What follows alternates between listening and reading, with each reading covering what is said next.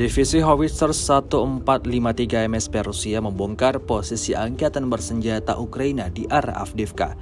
Rekamannya ramai beredar di media sosial Telegram Kamis 25 Mei 2023. Setahun berlangsung invasi baik Rusia maupun Ukraina, keduanya sama sekali belum menunjukkan tanda-tanda perang akan segera berakhir. Baru-baru ini di wilayah Avdiivka pasukan Rusia kembali menggila, seperti yang terlihat dalam rekaman. Terhitung terjadi lebih dari 5 kali ledakan besar di beberapa titik pertahanan kuat militan Ukraina.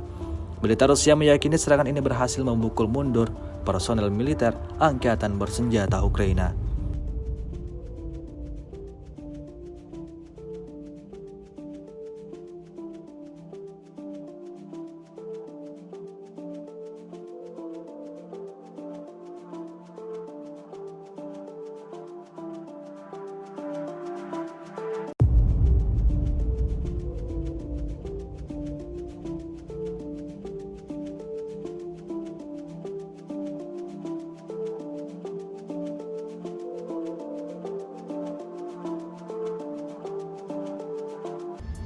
Rusia melaporkan secara total 429 pesawat Ukraina, 235 helikopter, 4.293 UAV, 424 sistem rudal anti pesawat dieliminir sejak awal operasi khusus.